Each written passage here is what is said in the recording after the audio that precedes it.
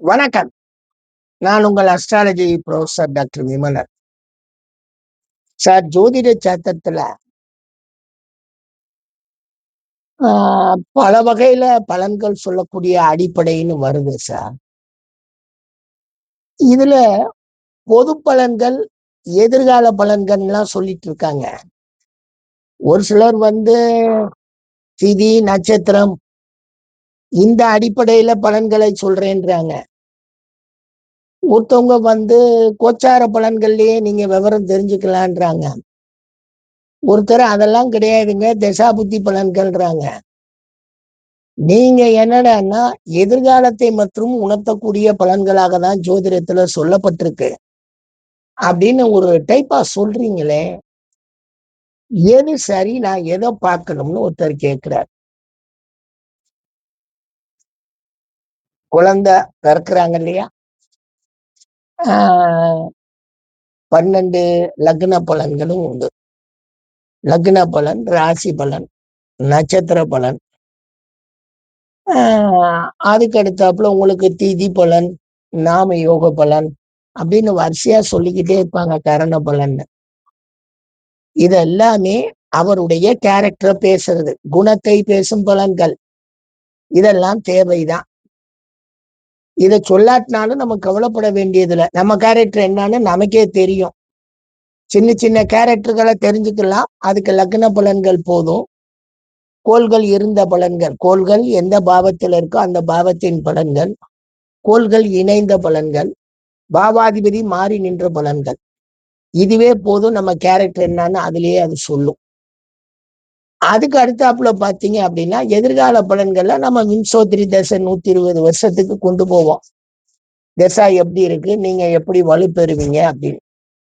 அது போக கோள்களின் தன்மையில எந்த பாவத்தை அது இயக்குது, அந்த பாவத்தின் பலன்கள் எவ்வாறு இருக்கும் தசையில, புத்தியில, அந்தரத்துல அப்படின்லாம் நம்ம விளக்கமா சொல்லிக்கிட்டே போறோம். அதுதான் எதிர்கால பலன்கள். சரிங்க சார், இவ்வளவு பலன்கள் இருக்கப்ப சிலவங்க இது பார்த்தா போதும், அது பார்த்தா போதும் அப்படின்னு சொல்றாங்க அப்படின்னா, ஒருவேளை அது உங்களை அவங்க திசை திருப்பதற்காக சொல்லலாம். கோச்சார பலன்கள் சொல்லியே ஜோதிடம் சொல்லிட்டு போகக்கூடிய ஆயிரக்கணக்கான ஜோசியர் இருக்காங்க. அவங்களுக்கே தெரியும் இது உண்மையிலே பொய் அப்படின்னு. ஜோதிடத்தினுடைய உண்மை பலன்களை புரிந்து அறிந்து செயல்படக்கூடிய தன்மை தனக்கு இல்லை.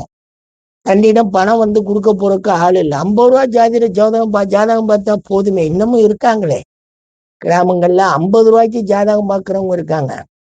பெரிய கொடுமை என்னன்னா, ஜாதக பலன்களையும் கேட்கிறாங்க. அப்புறம் அண்ணன் பலன் என்ன, தம்பி பலன் என்ன, மாமியன் பலன் என்ன, இதெல்லாம் கேட்கிறவங்களும் ஒரு கூட்டமாக இருக்கிறாங்க. ஒரு 50 ரூபா ஜாதகத்துல அத்தனையும் அவர் சொல்லுவாருன்ட்டு போய் உட்கார்ந்து அவர் இந்த துருவ கணியத்தை எழுதி வச்சுட்டு சொல்வார் இல்லையா, அப்படி. எப்பவுமே நம்ம போய் என்ன கேட்கணும், எதிர்கால பலன் தான் நமக்கு முக்கியம். கோச்சார பலன் எதிர்காலத்தில் சனி பேச்சியானே உங்களுக்கு எல்லாம் மாறிடும், சத்தியமா மாறாது. குரு பேச்சு ஆனோடனே உங்களுக்கு எல்லாம் மாறிடும், சத்தியமா மாறாது.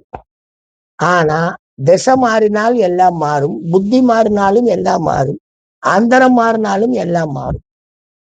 சரி, இவ்வளவு மாற்றங்களையும் நீங்க சொல்லியும் ஒரு சில நேரங்கள்ல சரியா வரலையே, கொஞ்சம் தாமதம் ஆகுதே நீங்க சொன்ன பலன்கள் நடைபெற அப்படிங்கிறப்ப, அயனாம்ச கோளாறு, வாக்கியமா திருக்கணிதமா அப்படிங்கிற கேள்வியில ஏற்படக்கூடிய குழப்பம். தென் தமிழ்நாடு போனீங்கன்னா பூரா வாக்கியம், வடக்க பூரா திருக்கணிதம். வாக்கியம்தான் சரியா வரும்னு ஒருத்தர் எல்லாம் போட்டு அடிப்பாங்க. அதெல்லாம் உண்மைதாங்க. சோசியம் தெரியாதவனுக்கு வாக்கியம் சரியாதானே வரும், வேற வழியே கிடையாது, வாய்ப்பே கிடையாது.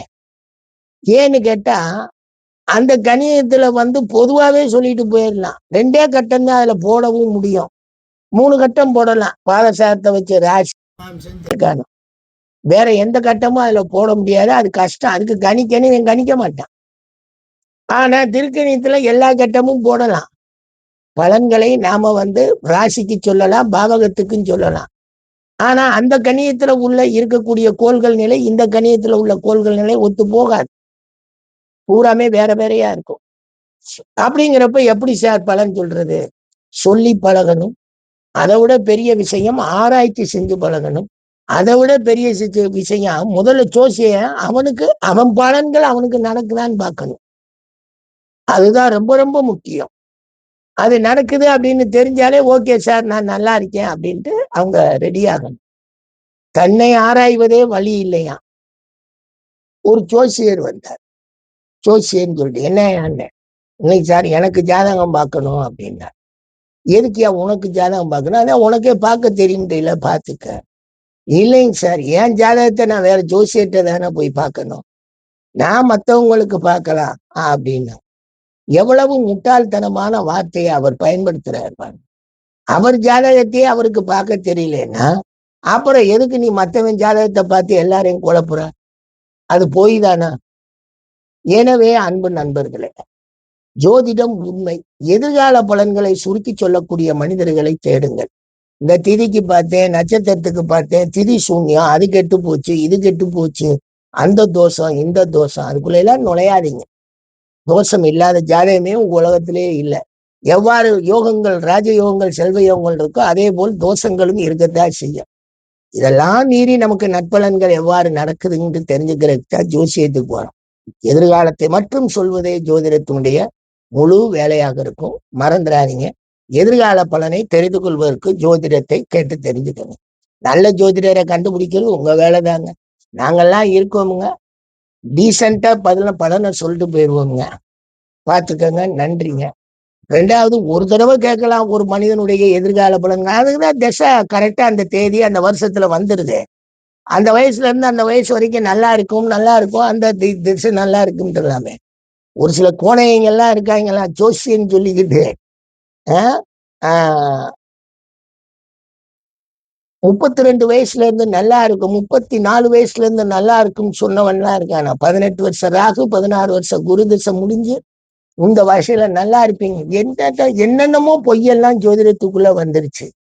முட்டாள்கள் தங்களுடைய ஜோதிட வித்தைகளை நடத்துறாங்க.